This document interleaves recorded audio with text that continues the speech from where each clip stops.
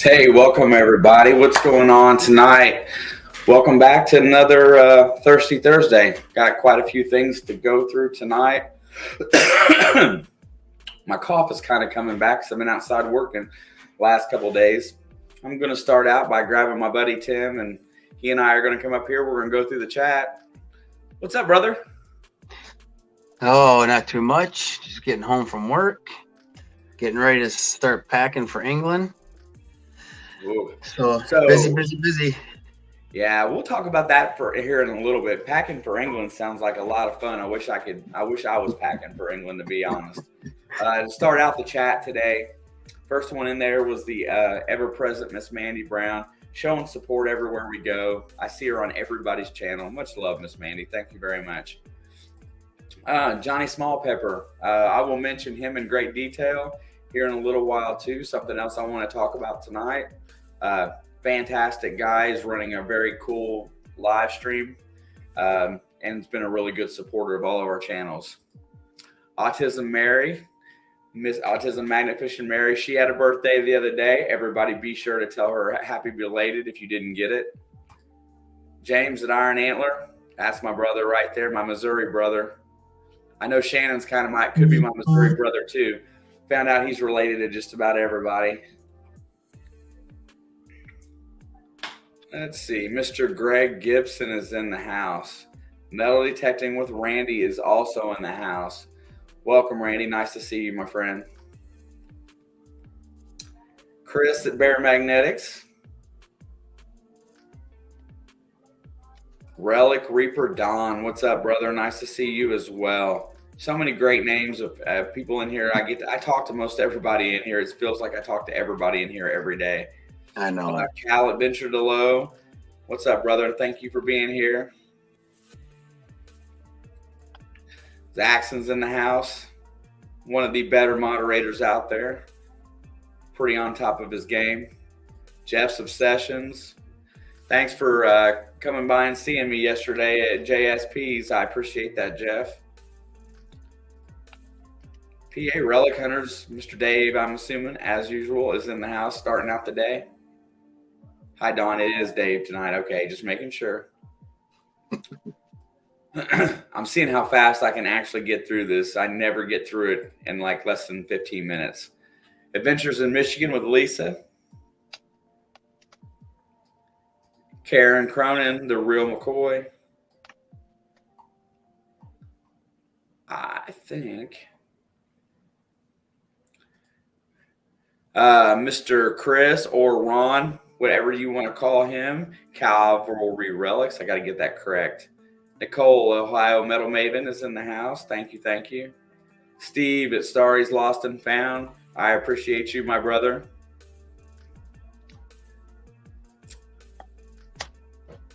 Cruising along today. 717 Orlando's in the house.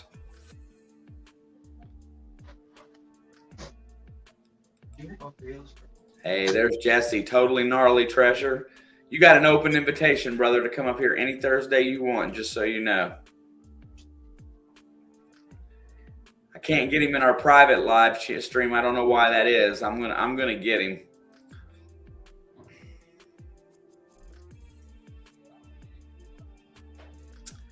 Nez Lover. There's another one of the great channels over that hangs out with Johnny Smallpepper. Talking about that here in a little bit too. Uncle Beep is in the house. Winner of one of my nice giveaways. Got a great little hand digger. Papa Rouse, Mr. Build on Tuesday nights. Hanging out with FL Thunder, digging with Rob and Park Rat Pat this week. Everybody, if you Nez Lover will be a new channel in here. I know was in here a little bit last week, I think, or in one of my videos. I know I modded them up. Be sure to check out that channel. It's a little different. Go over there and give it some love. Show them that our community is just as cool, right? Yep. Tom Kingery, what's up, my friend? I'm cruising today, man. I'm telling you, I'm going to beat this chat one of these days. I'm going to learn how to beat it. Jim Steele, what's up, my friend? Nice to see you. let's see.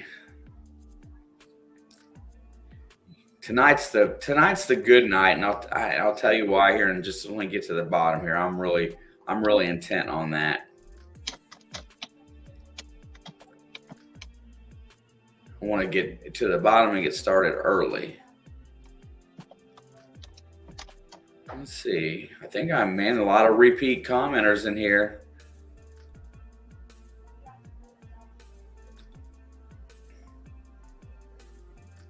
Wow, I'm getting there. If I didn't mention Greg Gibson, there's Mr. Diggs, always glad for Clad. Mr. Tony's in the house. Magnet Find, Stickman, Magnet Fishing and Detecting. Well, welcome. Names that catch my eye.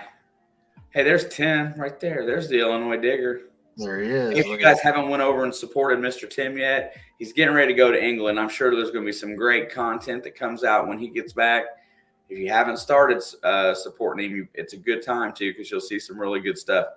Jailbait and Tackle Outdoors, another channel I met the other day. Make sure you send me an email, because we're going to have a sit down and chat. I know you asked for it, and I haven't checked my email today, so if you did send me one, I apologize.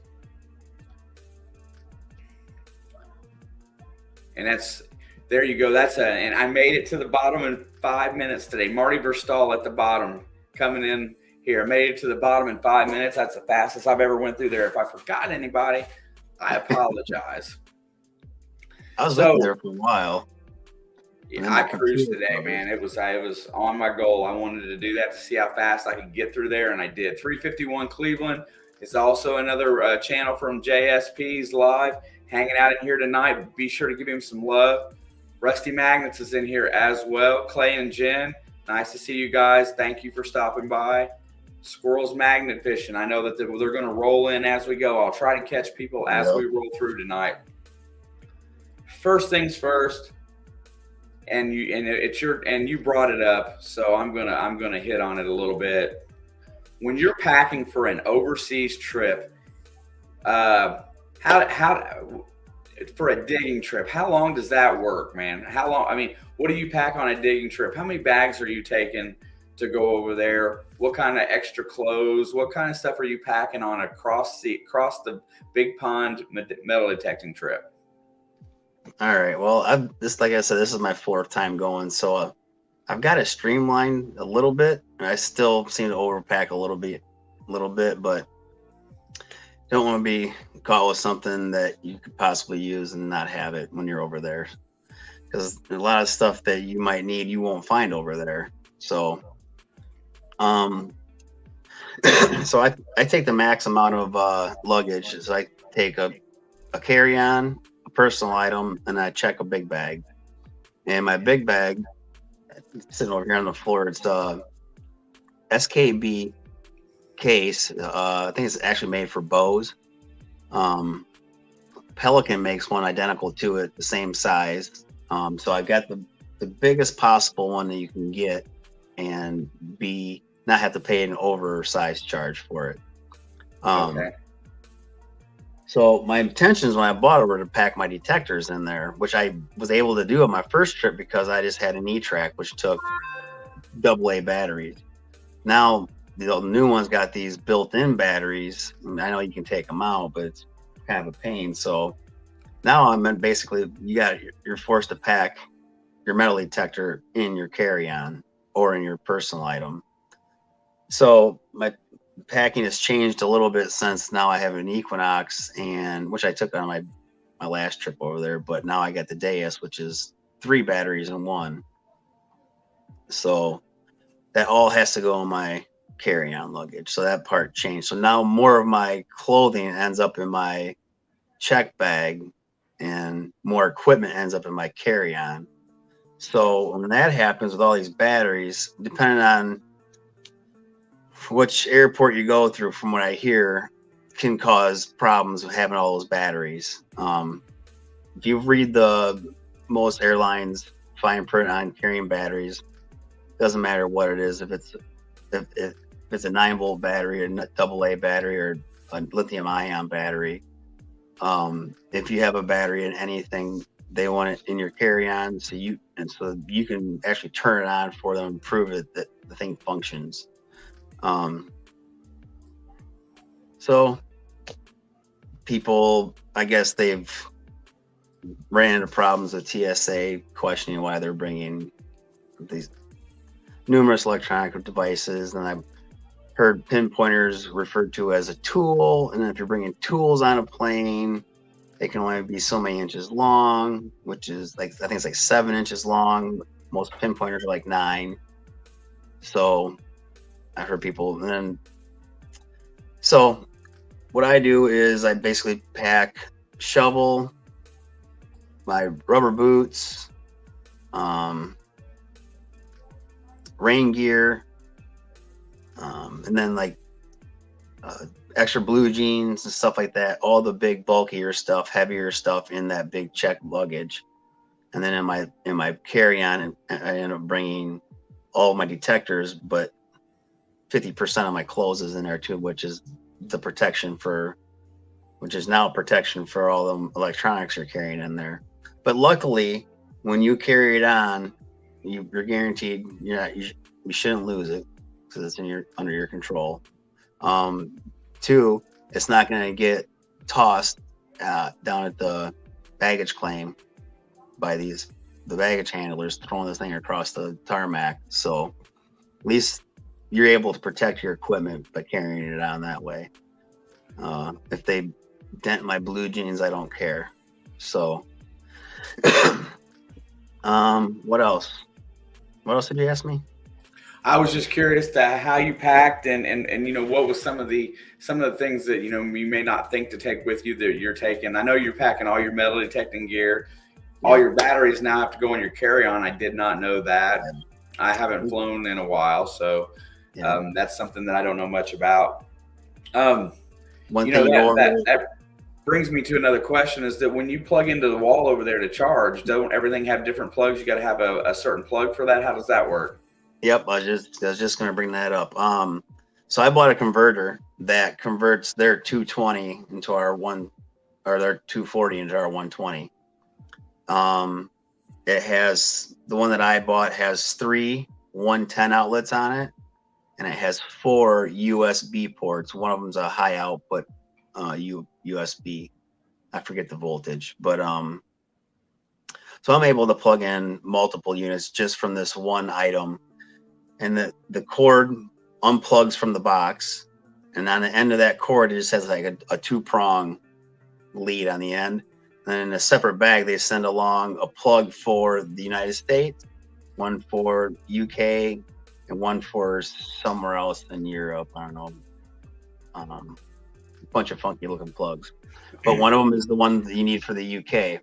So you just take that gizmo and you plug it in at the end of the cord, and you plug that into the wall, and that goes into the box, and that box converts their 240 into our 120, and you're able to just plug in like you're at home. Sweet. I knew that it was a little bit different. I thought it ran on a different cycle rate too, like 50 instead of 60 hertz. I know there's a lot of different things about that. I think theirs is DC, ours is AC also. Oh wow. That's cool. I didn't realize how it worked over there. And I know I think it's different in different countries over there as well, because I've heard somebody talking about they got hung up using something that was made for England and they used it in Germany or vice versa. I can't remember exactly what it was. Yeah. But damn, that's awful cool. And so now you've packed all this, got all this stuff packed up. You've got your metal detecting gear. So you really basically recommend for the most part, you have to carry on all your metal detecting gear, or at least the electronic portion of it that would have a battery in it. That part has to go on your carry-on. Yeah. Okay. Yep. Now you say your pinpointers. Now you could take the 9-volt battery. Like say if you got a Garrett Carrot, you could take that 9-volt battery out of there and make sure it's in what's best is just to buy a brand new one and leave it in the packaging and put that right in your carry-on. And then you could take your pinpointer and you could put that in your check bag if you wanted to. So you can pull, like even with your Equinox and stuff, or you could, if you wanted to go through the trouble to take it off the shaft and then go in there and pull that battery out of there, you could technically just put that battery in your backpack. Right. That's cool. Yeah. Welcome, Mr. Rob. Thank you for being here today. Everybody, just a quick note for thought. Next week on Monday Digs, our good friend Randy is going to be bowing out for a little while. Work and life has got him by the tutu. He doesn't have time to produce videos right now. So instead of trying to force himself into doing something he can't, he took a step down. What that means for Monday Digs is Pete at Detect, Dig, and Smile is going to jump back into Randy's 8:15 slot, and FL Thunder Digging with Rob will officially be permanent in on our 7:15 slot. So a couple quick changes in on Monday coming up, starting this week coming. So Rob is now going to be a permanent fixture in the Monday Digs crew. I appreciate the conversations he and I have had about it. I love his enthusiasm for putting out great content. So it's going to be really cool. Barry, Teresa, hello as well. Well, we're going to cruise into it today. I'm kind of excited because I got some mail to open today. And one I totally wasn't expecting, and the other I've been kind of waiting for a hot minute. So everybody knows, Cavalry Relics right there, Mr. Slatton. I'm not even going to call you. I'm not even going to call you Ron or Chris anymore. I'm just going to call you Mr. Slatton. Our resident Atlanta firefighter sent me a big old package the other day, and you know what? He kind of told me what was in it, and I opened it, but I decided not to dig down into it. But this is what I got, and I know there's something in here that has to. I know there's some relics in here somewhere that I would like just to have to be collecting.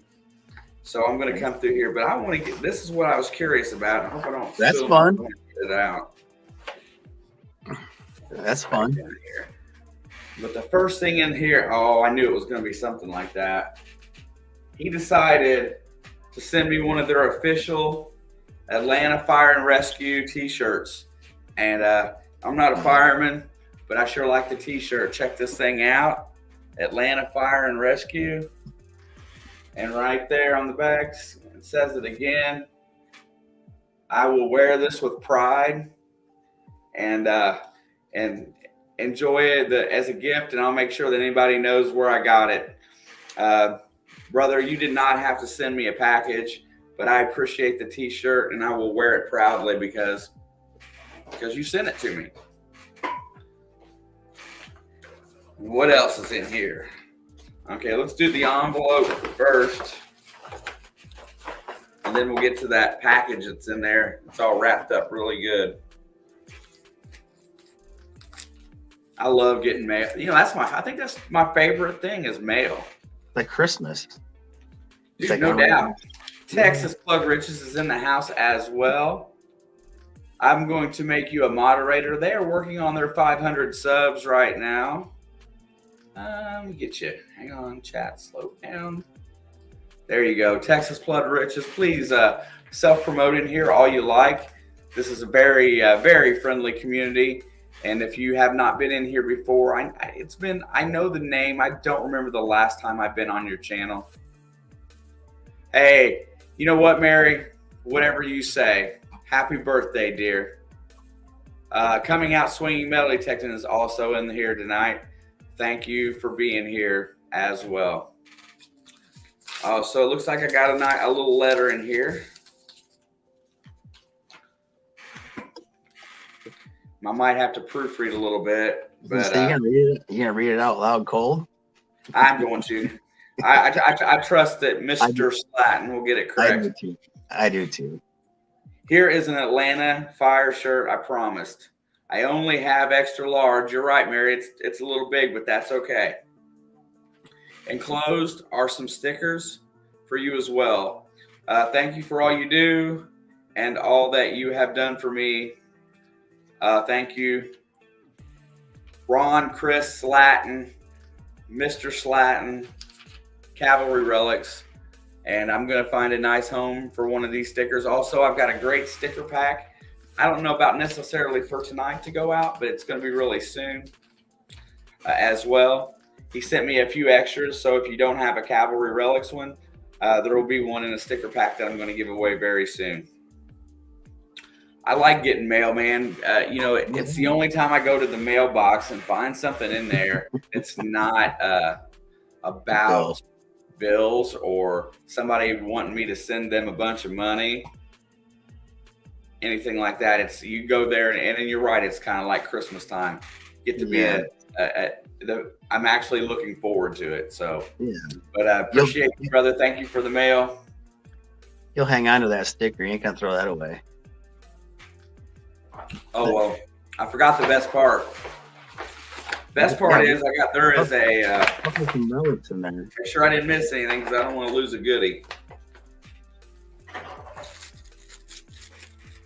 Oh, There's a bag in here that's got some real heavy stuff in here. Some lead in there. And I'm probably going to butcher when I talk about what's in here because I do know what's in here. You should put yourself on the big screen and show that. Yeah, I could. That way there you go. I don't like myself on the big screen that much. Well, then hold that thing in front of your face. Okay, Mr. Slatton. I know you told me, and I apologize. But what is this one here? I know it's from. Was it a piece from an artillery cannon from Fort Oglethorpe? Is that what that is? Frag. Still, I hope you're still in here so that you can tell me exactly what it is again, so I won't forget. Well, I think he was in here not too long ago. Yeah, you better still be here, Mr. Slatton. But anyway, it's a piece of iron. So I'm assuming that I can't remember what he said exactly. The shell fragment? There it is. Shell frag from the Battle of Chickamauga. Yeah, there you go. Shell frag, yep. As soon as he comes up on this chat, I'll bring it up there. Okay. Yeah. There it is right there. Shell fragment from the Battle of Chickamauga. Yeah. Now he's blessed to have a fort right next to where he lives, and I think he's able to detect there. That's convenient. That's a Civil War relic. And as I get a little further down in here, keep yourself handy. I see some variation of a smashed 3-ringer. If you would say what that one is exactly.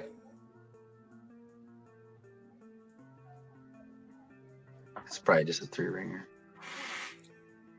That's okay, Jason. Las Vegas Urban Treasure Hunter, welcome. Motor City Magnet Fishers, welcome. Lucy Bonita, thank you, dear. I appreciate you very much. Kevin Myers, hello. How are you, sir? Yeah, that's a 58 caliber 3-ringer. I thought so. I just want to make sure that I get them all right, especially since it was a little smashed. Moto Mining just stepped in. Moto Mining, what's up?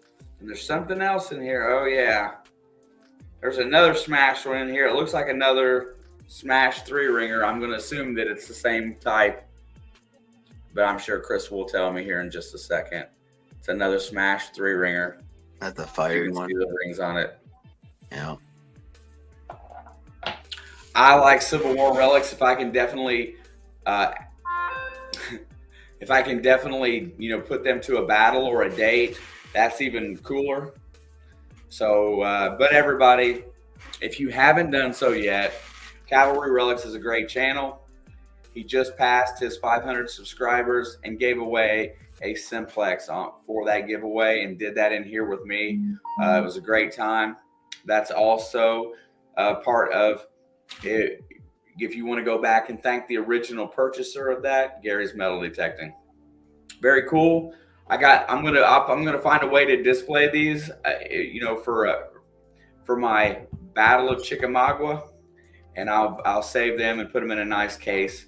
But thank you very much, Chris. You know how much I appreciate and love history, and these are very awesome. Very awesome. What's your favorite relics, Mr. Tim? What's your favorite Civil War stuff? I haven't found a whole lot of Civil War stuff. I went to Digstock. I found my first couple of 3-ringers, and Confederate musket ball was told. A big, like, I don't know, 68 caliber. So I don't know, big one. Recently, was it last spring or something? I dug our last winter, whatever it was. I dug up a officer sword belt plate. That was pretty amazing. That's a big time bucket lister for me. That wasn't even on my radar. I mean, I don't live in Tennessee or Virginia or none of them. You know, there's no battles here, but soldiers came home from the war. You know, so and I was always told that, but just never expect to find something like that. So, and I haven't ever done any research in your area, but is there any type of, you know, like infantry troop, or not infantry troops, like regiments that was from Illinois, like a 23rd regiment? Did they have any from your area that went down to fight as a group? yeah, there was some, like, but mainly they were was it Fort Dearborn, which is in Chicago. So a lot of that stuff's under pavement right now. And then I think there was one out by the Mississippi River somewhere. Actually, there was like 3 of them. I think there was also one down in like Central Illinois. Yeah, did some reading on troop movement in our area. Because the only troop movement ever in our area was basically when the cavalry came and claimed the land for the United States, you know, and they came and pushed the natives out. But one of those campsites wasn't far from where I live, and I've been trying to get permission for that property, and I might be close to getting part of it. So fingers crossed here in the next few weeks. Maybe when I get back from England, I'm gonna go knock on that door again. Yeah, I love that conversation we had about that. If hopefully there comes a day when it's really a good idea to tell that story, but Right. I think waiting on that a little while is probably the best for at least for your sake and your mentality. Yep. NorCal Digger is in the house. Welcome. Magnet Fine Stickman Magnet Fishing Detecting. Hey, I appreciate that. I really do, because this is something that I do, that I really try hard at to be good at, and work to make something that's entertaining for folks. So that's a big time compliment, and I appreciate it. Yeah, I'd like to share that story with everybody someday. It'd be if it is what we think it is. You know, that night that we sit in here where I didn't have a voice, and I couldn't come in here and run my stream that night, the first Thursday you were supposed to be here, and just to kind of listen to you tell that story with you know, with who's involved, and trying to work that whole deal out. Yeah. I was completely entertained for that 30 to 40 minutes that night about that, because, you know, but that's one of the things that all of these metal detectorists that are out there, you know, we go through, you know, that one thing that you're looking for that you just can't quite get on, and you're trying to find a way to convince somebody to let you detect. And, you know, it's not easy. Some of us are quite introverted when it comes to being in public and different people like that. And sometimes it's not that easy to ask, may I, or is there a possibility I could, or anything like that. So it's really nice to hear it, you know, hear stories, especially even when you've been shut down a few times on a permission that you're desperate to be on. That's even better, because I've got one that was the same. And I hate to say it, there's a little music store here in town. And a quick story for everybody. This music store has been there since 1858. This 2-story building, it sits really weird on this hillside, and so that the foundation is kind of crooked going down and coming to the side. I've stopped in there since 2017 3 different times, and there's an older couple that lived there. The lady ran the music store, and then they made a living at this music store for 50 some years, because I sit down and talk to her about it because I was curious. And this music store had made money for 50 some years, and she did not care what I did on the property, but her husband was adamant that what is in the ground is going to stay in the ground, and you're not tearing up my yard. I stopped in every year just to see if they changed their mind, changed their mind, changed their mind. They never changed their mind. And unfortunately, I went by there at the beginning of this year, and it now sits completely empty and it's locked up in some kind of trust. I think they both passed because I think she was in her 80s and he was in his early 90s. So now it's not going to be, at some point in time, it's gonna have somebody new that owns it, and I guess it'll be time to try again. But I've never given up on it because there's about a quarter acre of the property that's there, and you know what? I can just imagine how many people have been through that yard where it sits. It's real close to the river. I just have a really good feeling about it, and but yeah, it is sad, Barry, Teresa, because the lady that lived there, even her husband wasn't a bad guy. He just was very apprehensive about somebody being on their property, and I respected that. But I did like to talk to her, and I believe that there was one of the used instruments that my daughter had was purchased there a few years prior, so that was my in for conversation. But it never hurts to ask, and I get shot down a lot when I talk about it. Any really good little local property that you've tried to get on for years and not been able to? Me? Yeah. Well, you're the one up here. I thought you were going. I thought that was the beginning of another sentence. I didn't realize the question. I was just going to tell you. I can tell you a possible way that your story might end, because I can almost 100% relate to that.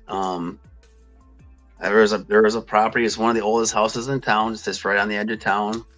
A friend of mine tried getting permission for it. He was denied. Then I got into the hobby, and him and I started door knocking a lot together. And I brought it up, and he told me he got shut down. And he goes, "Well, I'll go back again and ask again if you want to. I mean, we'll go up together." I'm like, "Let's do it." So we went back, and the old man said no. And we left, and we went back again the following year, and he said no again. And so we basically let it go. And then about 5 years later, the house sold. I think the older guy, same thing. I think he passed away or moved or put in a home or something, but he didn't live there. The house went up for sale. A younger couple bought it. And the reason they bought it was because it was an old historic house, and they're into the history of it, and they loved the architecture of it. So they went through and they basically gutted it and remodeled the entire place, they put a big, huge addition on it, really made it really nice. So they're out there working in the yard one day, and I pulled in there, and it's, "How you guys doing?" "Pretty good." Told them what I was all about. And I said I was looking for the old stuff. She goes, "This place is really old." I was like, "I know, that's why I'm here." I said, "The previous owners would never let me metal detect here." And she goes, "Oh, you're in a metal detect?" And I was like, "Yeah." She goes, "That'd be cool to see what's in the ground here." I'm like, "Well, if you let me do it, I'd show you everything I find, She's like, "Go ahead." So just like that, I was in. And that's cool. I'm permission to go to that place today. I've never found anything super, super great there. I think the best thing, a barber dime and maybe an Indian head penny. But the potential's there still. It's a very old house. And that's another question. As a detectorist, when you're on a new property, are you just cherry picking high tones looking for silver, or are you just digging solid tones and digging a little bit of everything? If I know I got that permission anchored, I'll go in there and basically just kind of settle in and try and dig everything. A lot of times you are going to skip them little low foil signals, and just because there's bigger, better fish in the pond at the time, because it should be a virgin property if that's what you're thinking. And then you got open-ended invitation. You can always go back. Then you'll always be able to go after all of them signals, you know, and after a rain, it's going to sound different. After a frost, it's going to sound different. I know you guys, I don't know if you guys get the frost like we get them up here, but it's enough to buckle sidewalks up here sometimes, some winters, you know, so it definitely moves stuff in the ground. So you go back there in the spring and it can be a whole new ball. It's kind of strange because usually, like, if you know that you may not get a chance to come back because, you know, like, just, you know, some permissions are just that way. You're not sure if it's going to be a comebacker or not. Right. I'm sure the first thing you do is try to cherry pick. I mean, to some degree, I know a lot of the Equinox users notch out, you know, signals under 22, something like that, looking for silver coins, whatnot. I always, and I was talking about this earlier because Nocta put out a video today about running all metal mode on the Legend, which is exactly what I do. And I just run different volumes of my iron tone and my foil tones and stuff like that, so that it doesn't annoy me to death. But I can't handle not hearing everything, and I don't want two signals side by side to give a convoluted number because I have a number notched out, so to speak. So I do want to hear everything. So I'm always going to dig solid signals, repeating signals, everywhere I go. Yeah. But I like it when you can go through and then come back again because you know that it's a long-standing permission. I had that one house like that, and we dug over there, and they dumped in the backyard too. We dug over there, you know, so many times, and then when we started digging the low tones, we started finding really cool iron relics and stuff like that as well. So yeah, there's always something good at any VDI on your machine.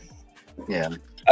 You know what? You know, we talked about when you were in Alaska. We talked about, you know, seeing that you saw the new Garrett PI machine out there a little bit. The Axiom. What's that one called? The Axiom. The Axiom. Yep. You know, everybody's getting wound up over this manticore that's coming out. I know some people have it and are testing it. Yada yada yada. You know. There's been some conversation that it's gonna put out a stronger signal so that the sound of the ground kind of is more clear. That's what the claim was over at the detective all. That's not good. I gotta have to take that. Should have took that call. So over at the detective hall, and you know, I've been talking to everybody, and so what I'm going to do, what my goal is that I don't necessarily want it because I'm a Mind Lab guy. I actually want it because I want to take it and I want to test it against some of the other machines that I have in my repertoire. I would like to put it up against the Legend a little bit on some test ground. I just want to learn it because I like to learn everything. But that price tag's awful steep. So what my goal was, and I was going to bring it up in here tonight, my goal is that I'm going to try to fund it without digging into my wallet. So I've got my clad from the last year and a half that's still saved up and all over the house and I haven't bagged it up or not. I got it everywhere. Just sitting right here beside me. I got a coffee cup full here. It's laying all over the place, all over my house. Muddy, dirty coins. I got coolie cups over there, a cashew can. I got a Tupperware dish over here that's full of it.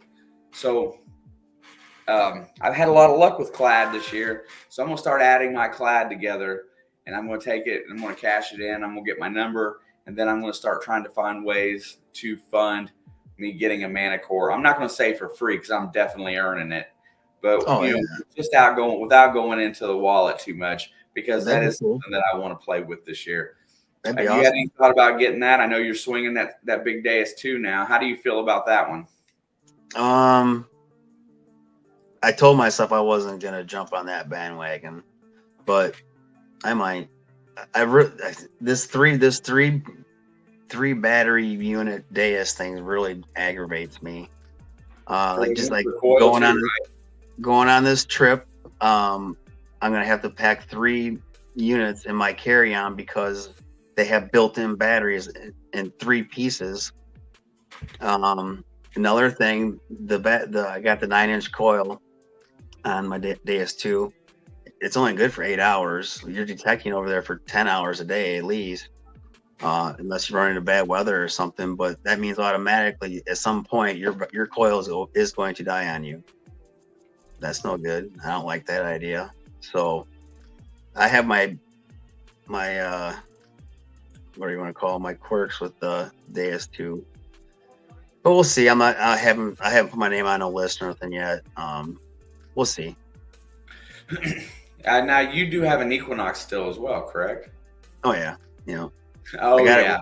It took on some water this spring finally, and it fried itself right before I went to Alaska. I'm shocked to hear that an Equinox fried from getting wet. Yeah, I'm just amazed. I can't believe that actually happened. Well, at least mine didn't happen in the first, month. I had mine for 4 years before, and it had been underwater well over 100 times. It's found lots of gold in the water. It's paid for itself more than once in the water before mine had actually. Every opportunity I get to talk about the Equinox like that, I do, because I know a lot of people are scared to put them in the water because that it happened.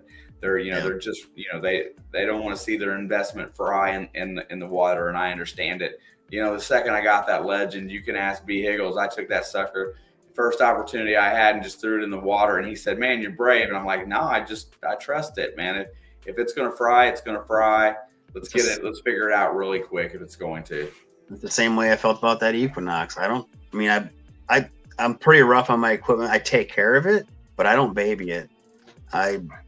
If it's like you say, it's gonna fry, it's gonna fry. Sink or swim, buddy. Here we go. Jump in. Everybody in the pool. Here we go.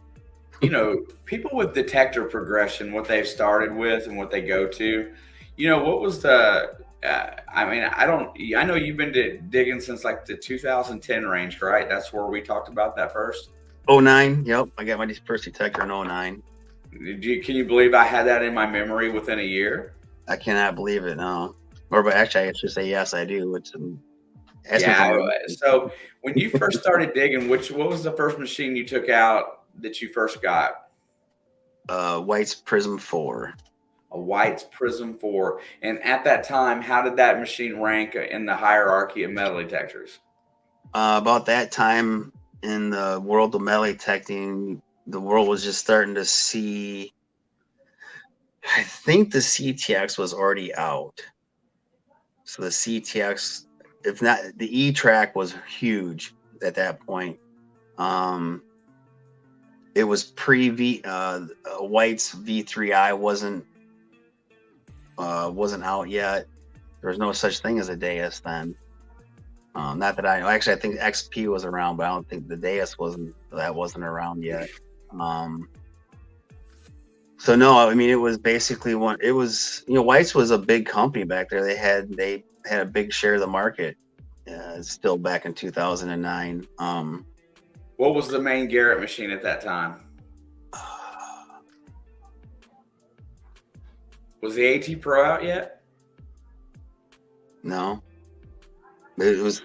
I think it came out in 2010 or 11, maybe. Somewhere around there. I don't think they had the waterproof one out just. Maybe it came out in 2009, but I don't think it. I remember seeing it on the forum when the day they released everyone on the forum. I was on Friendly Metal Detecting forum religiously every single night. I come home from work and eat my dinner right here in front of the computer and just chit chat with people from around the world and just look at all the stuff they were finding. And they had a page for every manufacturer. So the Garrett page blew up one night, and you're just like, what's going on in the Garrett page? Wow. And there's just all this hype about the AT Pro. Orlando 717. Hey, thank you for coming in today. I definitely appreciate that. One of my favorite young guys out there that's swinging, always putting out great content. When his videos are hit, make sure you give him some love. F75, it should have been out at that time, right? That's really close too for Fisher. Well, Fisher was still around, yeah. Well, they're still around, right? Yeah. Yeah. I was thinking of Tesoro. If the store was still around. Trying to think, a lot of people were swinging the Ace 250. It was before the Ace. Everything was they had a 150, a 250, and I think eventually the 350 came out. They had a 300, a 350, and a 400. I'm pretty sure. Yeah, but so that was kind of like the hot thing. So the whites that I got, that Prism 4, was kind of in that same range of detectors. I would put it in that same low to mid range detector. I'd say mid range detector. It had one thing I had that I didn't really utilize until I just about gave the machine up was it was like a tone ID. So it had a different sound for the higher conductors, and the lower conductors give you a lower sound. And when I first got the machine, that drove me crazy. And then about 6 months into it, one day I said, I'm gonna try that again. I turned it back on. I was like, ooh, that's kind of nice. I like that. And then So, at that point, so your progression, how long did you stick with one machine? Did you keep it until you felt like you had it down cold, and then just something new catch your eye? What was next?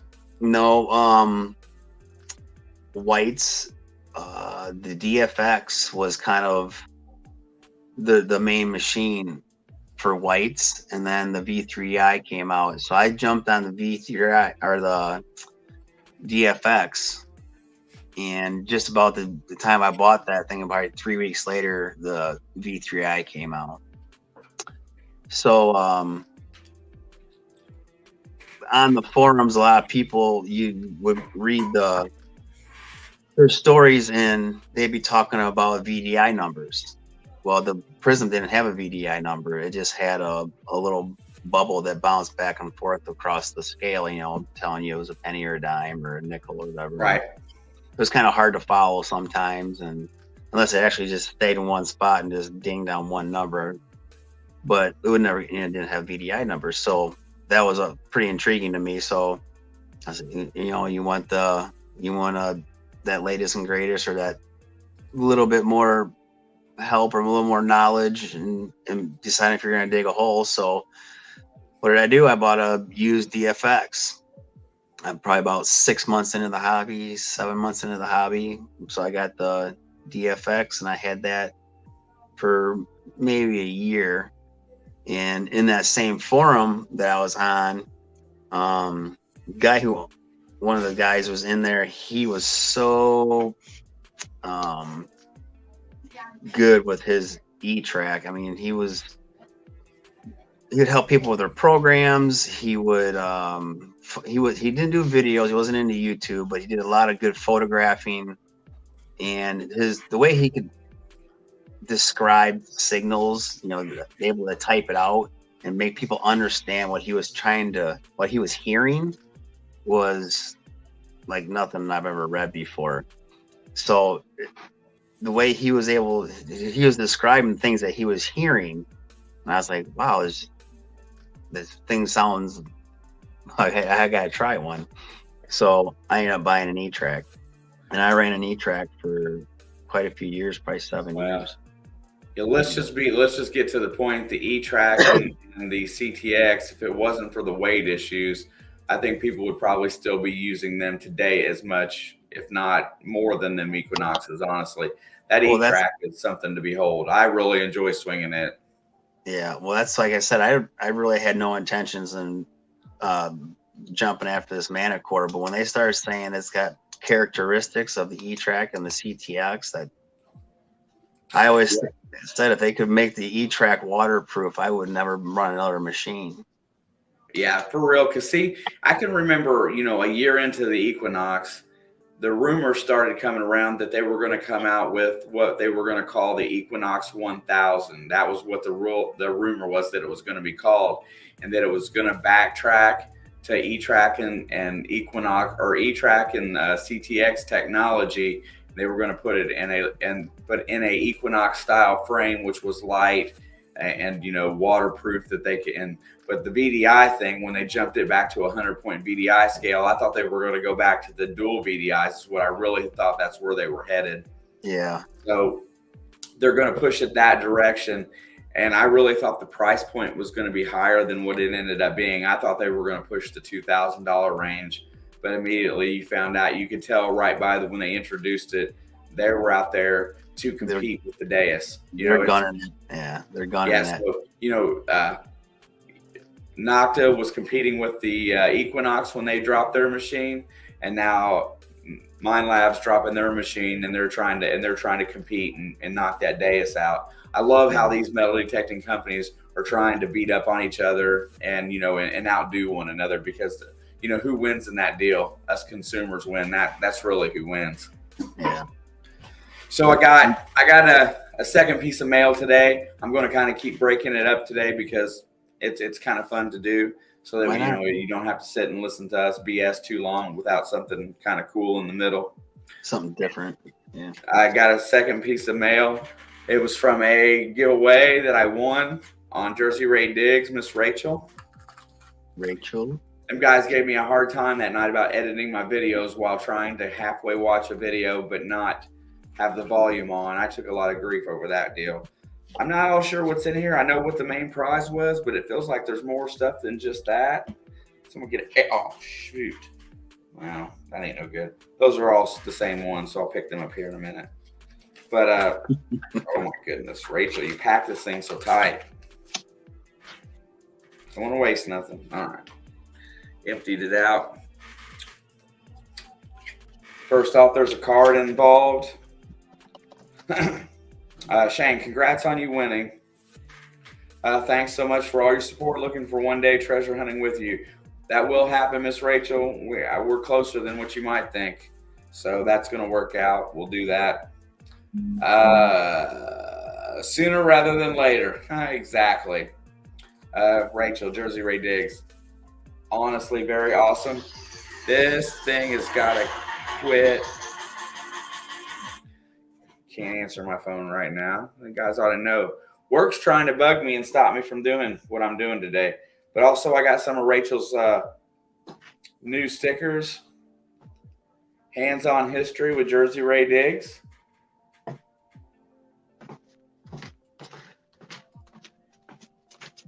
There you go. There you go. Miss Rachel, I got several different varieties. Small circles and then larger squares. Same sticker. And those all have the good thing. But the prize of the day is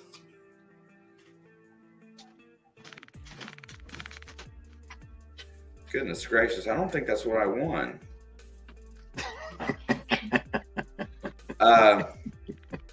I don't think that's what I actually won, but if it, I mean, I thought I won a $50. I thought I won a half, but actually what I got sent was, I'm not, and I'll have to make sure and ask her, but she blessed me with an 1880 Morgan dollar.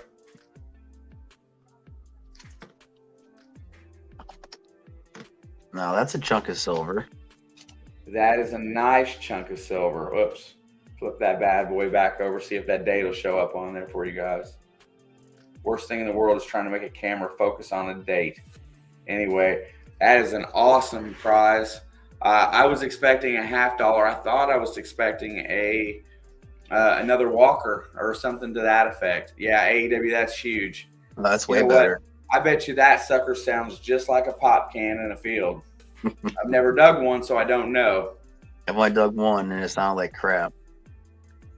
Probably sounded like a big old pop can, didn't it? No, it sounded like I had such bad EMI where I was at that nothing really sounded good. But I heard a high tone in there somewhere. I thought maybe it was a quarter.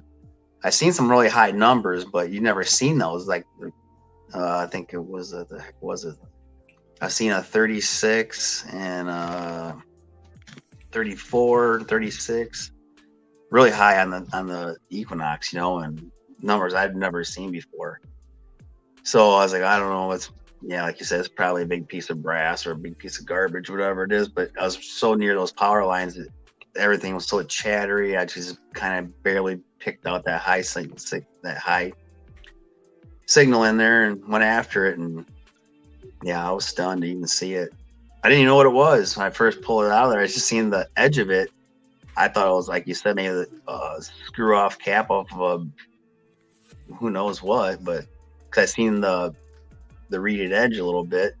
I grabbed it, didn't even realize how heavy it was. Looking back at it, I should have known just by how heavy it was. That's what it was. But flipped it over, and I seen her, the Lady Liberty, the peace dollar on the front. I was like, oh, I know what that is. Yeah, I mean that's I've got several that I own of my own, but this one is in really nice shape. All the details really good, so it doesn't look like it came out of the ground or anything. Man, absolutely cool coin. That will go right in my collection. One of these days, I'm going to get out my coin safe, and I'm just going to sit in here for an hour and show different coins that I've collected over the years and stuff like that. The thing of it is that I got a lot of coins that I've never found, and I'm dying to find one of everything. That's kind of one of the goals. Me too. But back to that. So how many years did you swing that E-Track before you got something different? I went from the E-Track to the Equinox. So, and then that gets you Equinox to Deus, then, correct? You didn't go anything in between? Right. No. So, wow. So did you get so you got the Equinox probably right after it came out, I would assume, right? I had my name on the waiting list. I mean, the day they released it, I heard on one of the forums, I seen some chatter about it or whatever. First thing I did is I called a dealer, at the time one of the bigger dealers I knew of, and mentioned it to him. And I don't know if he was pulling my leg or what, but he said he hadn't heard anything about it. So I said, okay, well, you're gonna hear about it, so I want to put my name on this list. He goes, all right, well, your name's on a list then. So I don't know what happened, but somehow his first shipment came in and went out, and I never got a detector. Yeah, so I didn't. And that was in 2018 when the Equinox came out. Me and Jeff were getting ready to go to England. We were waiting for our Equinoxes to show up. Jeff got his Equinox 3 days before we left, or 4 days before we left. And here I didn't get mine until we got back. Now I think about it, in between the Equinox and the E-Track, I did buy an Excalibur 2. Oh, yeah. Yeah.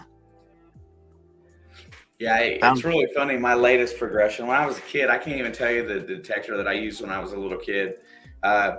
It was white with a white coil with a little green logo on it, and it said bullseye, and the center of the coil was open. And I can't remember the name. It had it had two dials on it. One was like,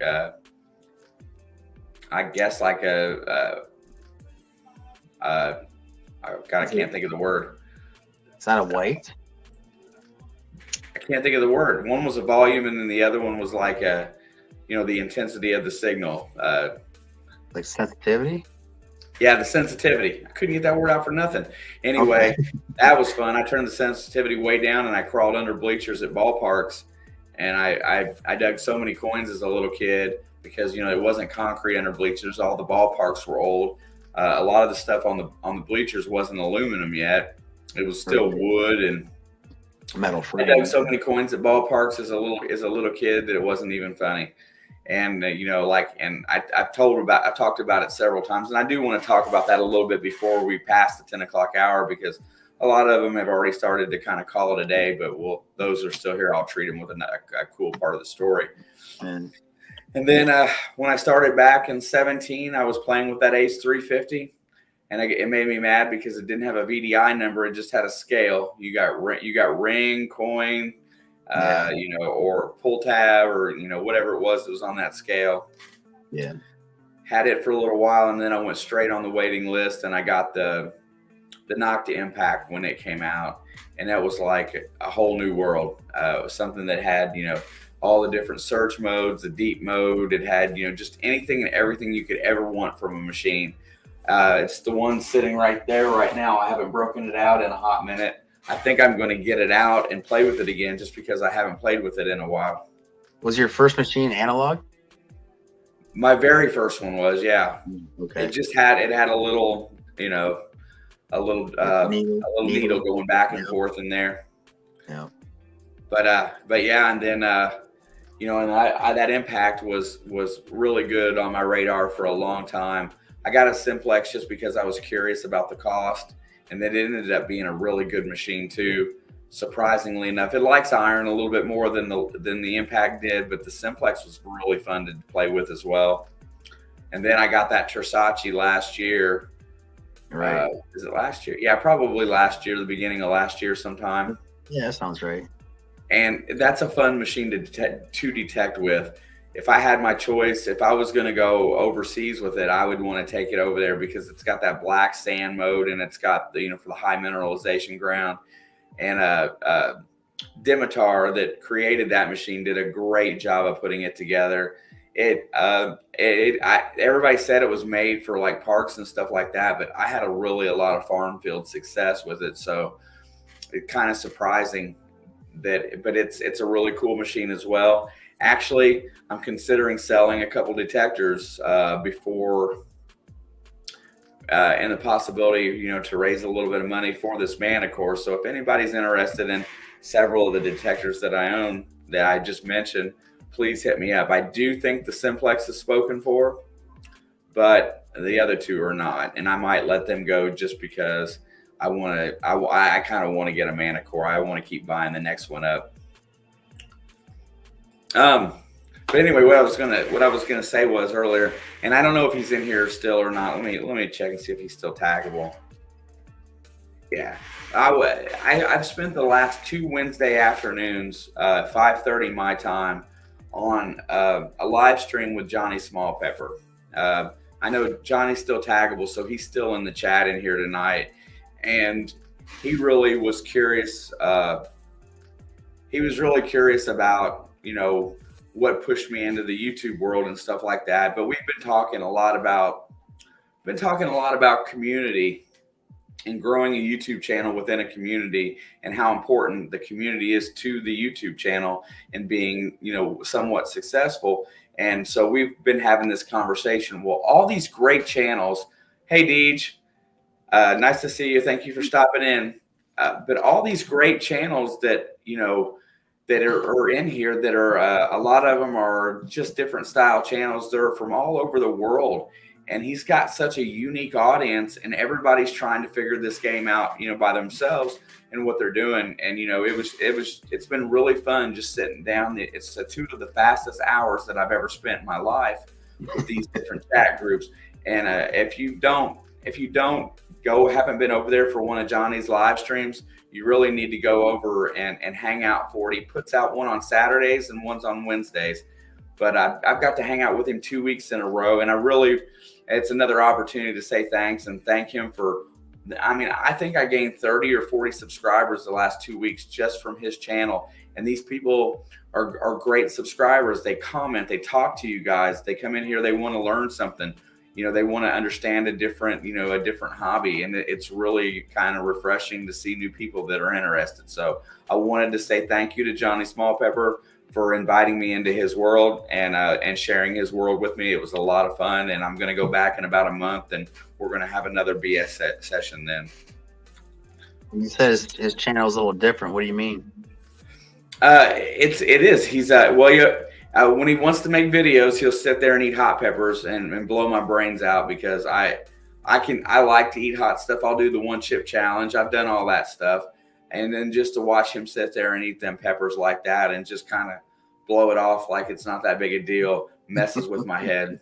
It really does, because some of the peppers he's eating are hot. I grew Carolina Reapers last year, and I've got a sauce that's in fermentation still right now that's going to be probably so hot I can't eat it.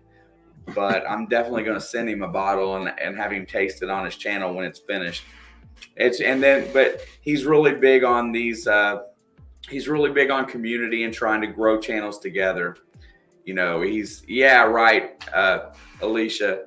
anybody that frequents different communities like that, he's all over the place because, yeah, the other thing that he uses is that he's trying to learn from people. He's trying to learn different ways to do this world. YouTube's not an easy game, and they change the rules daily. So it's really cool for that. But anyway, I wanted to give plenty of props to Johnny. Got talking too fast today and didn't get it out there early on when everybody was frequenting. So, but anyway, those replays are pretty good.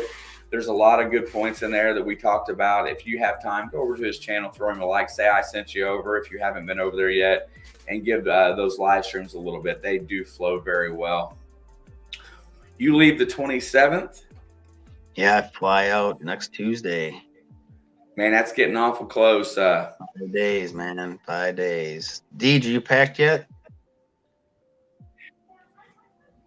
Yeah, really fast right there. Park Rat Pat is really knocking out the poker chips. If anybody's interested in that part of the market, he's knocking them out really very reasonable. There's his price.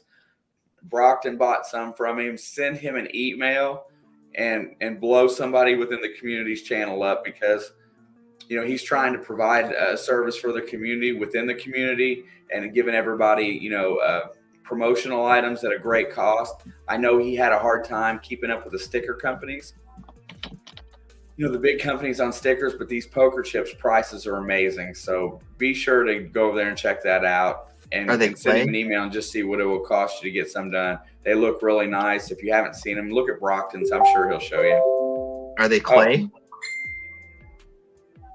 Hang on a second. Let's see. I'm going to share screen. There we go. There we go. Window. I guess it's this one. Yeah, that's it. There's one of them. Those are the composite chips. And there you go. And he's got a really good price on those if you're wanting to get an affordable poker chip for your channel. So everybody check out Park Rat Pat. parkratpat@gmail.com. I'll have Brockton post that email address one more time to give him some props and give him some business. Okay, let me go back here and drop that out really quick. I hate the share screen, man. It messes with my mind when it goes into infinity. So, we've talked about digging in England a lot. And I know you're getting to do a little mudlarking over there this time as well. What other sites have you gotten to check out when visiting that country? Anything that historic or anything cool that somebody, if they were going to take a trip over there, might want to go check out while they're digging or around their digs? Well, you're asking the wrong person. That's why my wife doesn't go with me, because I'm not there to go sightseeing. I'm there to go. You're there specifically just to dig. You don't have no interest in any of the. It's not that I don't have interest in it. I have limited time while I'm there to go metal detecting. So I'm there to go metal detecting. It's, they say there's a lot of amazing stuff in the museum, and man, I believe it. It's probably mind blowing. But I want to go find some stuff to put in the museum, Heck yeah. Now, if I had a month to kill over there just to hang out and metal detect, yeah, there's going to be rain days. There's going to be time that you're burned out, your muscles are sore, or something else you want to do. I would love to go hang out in England and go walk through some castles or some ancient churches, and go down to the museums. Every county's got a different museum, and then they're all loaded with really cool ancient stuff, So I should. What you're saying is that you're not sightseeing, you're there just to detect. And that's, what, if I was to go over there, I'm sure I'd be in the exact same boat. I'd want to find what I could get for myself. Yeah. So that line of questioning's got blown up out of the water. That was one of the other things I was really curious about. My last trip, I went down, I called an Uber and had him take me downtown. I was going to pick up something from my son. My son asked me to bring back from him some candy from a candy store down there. So I went down there, and I don't know if I told you that story or not, but I didn't get the candy at that time anyways. And it was a big ordeal. And the Uber guy, he's like, "Man, I feel bad for you. You came all the way down here on a Friday night in this horrible traffic, and you didn't even get what you got. You came down here for. I feel horrible." I was like, "Well, it ain't your fault. Traffic was horrible. We just couldn't get here in time." And he goes, "Tell you what, I'm gonna shut the meter off, and I'm gonna give you a little tour of London." I was like, "Yeah." He's like, "Yeah, man, I'm me." I'm like, "Cool, thanks." So I did get a little sightseeing in. He took me over. I think it's Tower Bridge. I seen the London Eye, Parliament. Seen the Thames River on the Tower Bridge. I think I crossed. London Tower. I seen. Seen Big Ben. So I mean, I seen all that while we were cruising around London. And then as you're driving from London to Colchester, you see a lot of the countryside. So you're doing some sightseeing there. So I mean, you get a little bit of stuff in. And I know this trip we're going 2 days early, so we're gonna do some mudlarking. We're gonna be in London for 2 days. We're usually only in London overnight, and then in the morning we head up to Colchester. Yeah. So you answered the first question. Where in the UK are you going? You're going to Colchester. And Blistering Barnacles also says that he lives in Nottingham. So wouldn't that be cool? I don't know where that's at, but how far is that? Near Colchester or in between London and Colchester? See, there you go, man. I got a day to kill. There you go. How far is Nottingham from Colchester? There, Barnacles. And that's awesome. The thing about England. Everybody thinks of England as this big country. Well, this country is not that big. I mean, it's the size of several states, in the United States. So he said it's about 2 hours away. But just think of all the history on this one in this one place, and it's amazing. Stacked on top of each other. Cool. It's stacked on top of each other in layers, and it's amazing over there. And just as soon as you think a piece of land is cleared out, bring in the plows, and man, it just changes your mind about it being hunted out. It just lights up again. Even some of the fields that you go over there, they've had for 14, 15 years. It's been hunted by 200 people over those 15 years. You still go out there and there's still targets to be found. There's still stuff out in that field. Are they every 3 steps? And still no, but there's still stuff to be found. Hey, there's a question for you from Deej. What time do we land on the 27th? I think we land at 11 a.m. We are flying out Tuesday night at 8 p.m. I believe from Chicago. You mean Monday night? Tuesday night, the 27th. Oh, so you land Wednesday morning then? Yeah, we land Wednesday morning about 11 a.m. Gotcha. Yep.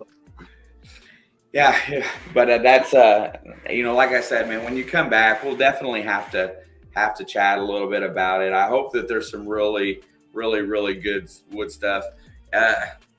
You know what? Blistering Barnacle says he'd like to meet up and do some magnet fishing if you could. 2 hours away, man. You might go do that. All right. So yeah, Blistering, you can find Tim's channel. It's Illinois Digger. Go over there and drop him an email, some communication. Maybe there might be a way you could show him throw the magnet a little bit. I'm sure Tim would be down for that. He's going to mudlark, so throwing magnet's got to be right there next to it. Can you magnet fish in the Thames with do you need a mudlarking permit for There you go. Barnacles, is there any kind of permit to magnet fish in the river there in the Thames?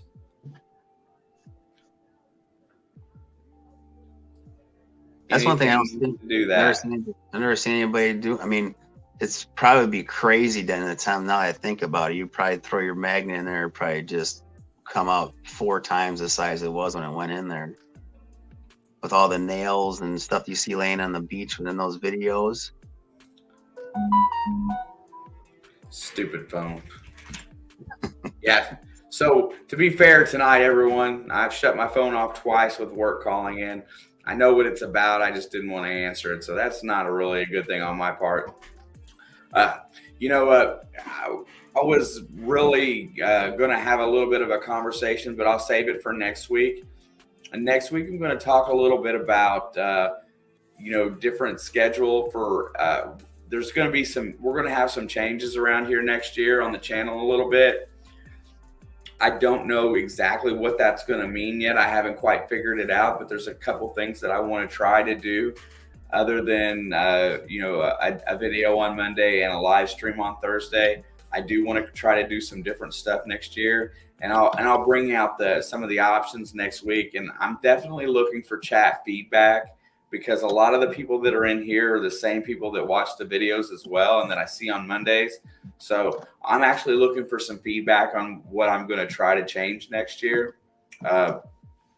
Also next week, we're going to get back into the St. Jude's conversation, and going to start sprying up a few other ideas, what we're going to do for some fundraisers around here to try to help spark that a little bit. I haven't been on the website here lately. My work's been super busy. So I haven't really had a chance to check in with Chris and see how things are going, but I'm going to get back on that train again before we're out of here. There's going to be a couple weeks in the month of October that there will not be a show in here. I'm going to try to arrange somebody to run live streams those nights in my spot to kind of fill it in for me, just so that everybody that is not going to be where I'm at has an opportunity to see a good live that night at 9 o'clock. So stay tuned for that. If you guys want to offer some input on what I'm going to try to pull off next year and some of the different things that I want to go about,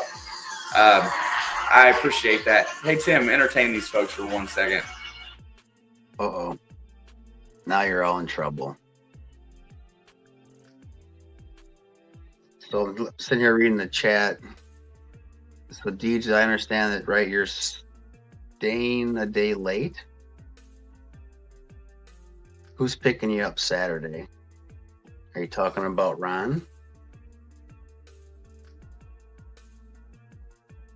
Should be a good time. We got a good group of people.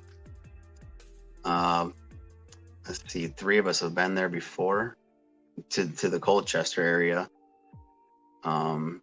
John Goff is going with us. He lives in Vermont. He's I know he's been to France detecting once, I believe. I think he said he's been to the UK once. I could be wrong about that.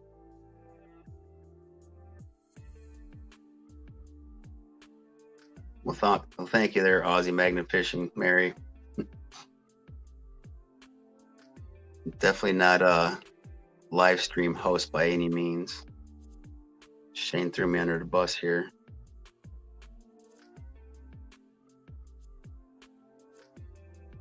So Blistering Barnacles, that'd be cool if we get a chance to hook up maybe.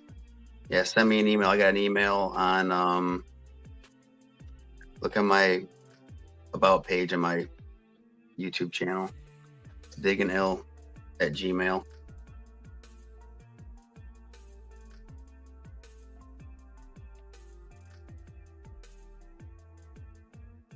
Ron said the Zoom we were being picked up Saturday morning, not Friday morning.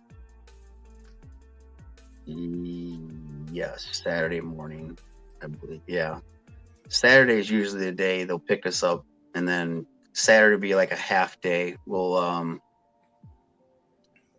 they'll be at the hotel about 9:30, pick us up, and it takes us about an hour and a half to get up there. We'll get up there about 11 o'clock, go to the barn, unload the van, unload all of our stuff, get your detector, put it all together, get your digging pouch, your shovel, everything you need, and hopefully we'll be on the fields by noon, maybe a little after.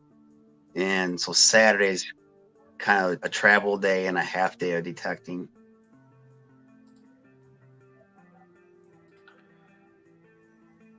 Everything's squared away at work. So yeah, Tim, definitely looking forward to your England trip.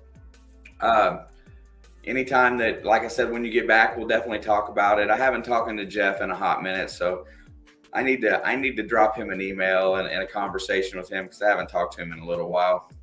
Yeah, I'm sure he'll have plenty Sure, to talk you know, about here. when everybody that goes on the trip gets back, I'm sure we'll hear from everyone and we'll get to see lots of video. Everybody in the chat is hoping that you find something epic that they keep from you for a little while. You know, something that, you know, just absolutely outstanding. Everybody on that trip, I'm wishing the best of luck and you're going into that, because you know what, it's a crapshoot on certain points, but if you do a good job out there, you're going to come away with something great. Yeah, I definitely can't wait to hear about it, and my time is running very thin tonight. I definitely had a lot of other things to go into tonight for the stream, guys, and just not going to happen because I don't run them super late. I want to get them done, and I want to have something for next week. But I will see everybody back here next week. Yeah, Johnny's making sure you got the power converters. Absolutely, man. Yeah. I was pretty cool kind of hearing what the carry-on's about, but you'll be back. Which Thursday will you be back? So I will be back the Thursday after the 8th, whatever that is. Wow, that's a long trip. Thursday after the 8th, so the 13th. The 13th, that sounds right. That's October 13th is the Thursday after that. I will be in Hilton Head Island. It's to be determined whether or not I can stream that night or not. So everybody will keep their eyes open. If not, then I will talk to you on the 20th. Okay. Seems like forever. We'll talk to you on the 20th because the next week after that, we're all going to Digstock. And on the 20th was the night that we had talked about having somebody come in here and have a chat with us. So try to keep that one in mind. Yeah. But everybody that's in the chat tonight, thanks for hanging out. Definitely appreciate you. Thank you, Don. I appreciate that. I will see you guys next week and wish Tim good luck going to England. I wish I was going with him. Everybody have a great night. We're out. Later.